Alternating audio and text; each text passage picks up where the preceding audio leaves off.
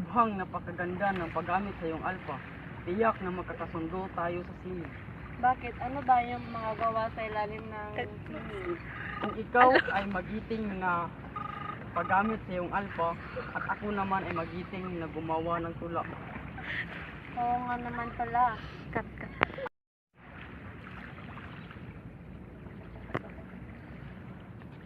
Lubhang napakaganda ng paggamit mo sa iyong alpha. Tiyak na magkakasundo tayo sa sining. Bakit? Ano ba ang iyong magagawa sa ilalim? May naisip akong pangalan mo. Kung ikaw ay mahilig sa instrumento gaya ng alpha, ang ipapangalan ko sa iyo ay Celia. Nakuha ko iyon sa patron ng musika na si Santa Cecilia. Nagustuhan mo ba ang bago mong palayaw? Oo naman. Maraming salamat. Ang gandaan ni Maria, kaya marami itong tagahanga. Isa na iyon ay si Nanong Kapole. Nang malaman nito ni Nanong Kapole na may mahal na Cecilia at ang pangalan ng kanyang mahal ay si Kiko, gumagawa siya ng paraan para mawala sa kanyang landas si Kiko.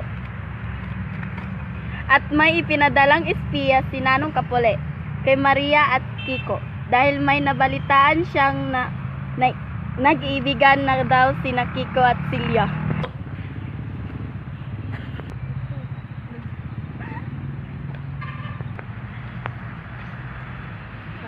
Mura, detective ba yun? Sabo.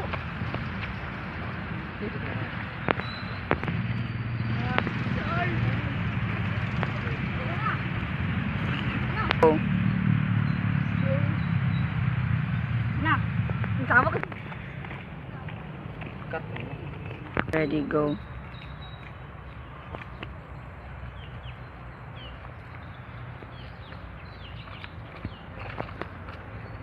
Ari, maraming salamat.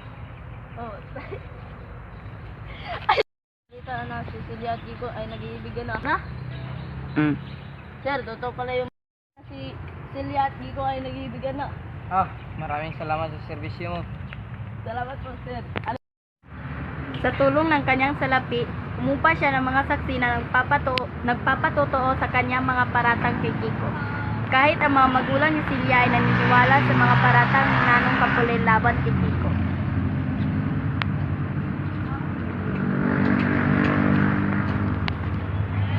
Wala nga akong ginawang masama. Ang tangi ko lang ginawa ay mahalin si Celia. Pero meron akong mga saksing may ginawa kang labag sa batas. Wala nga akong ginawa. Ikaw ay lumabag sa batas. Sa kasamaang palad, nagwagi ang kumikinang ng salapi kesa sa katotohanan. Hinatulan si Kiko ng husgadong pagkakabilanggo at nakuha ni Nanong Kapole si Celia ng walang kahirap-hirap. Naramdamin ngayon ang kanyang mga isinulat sapagkat napag-ukulan niya ito ng buong panahon. Bilangguan, ibinuhos ni Kiko ang kanyang panahon sa pagsusulat upang maaliw. Ayaw niyang mabuhay sa sobrang kalungkutan. Sa pagtigil niya sa loob ng bilangguan, sumilang sa isip niya ang napakagandang ideya. Ito ang Florante at Laura. Pwede ka na lumabas, Balagtas.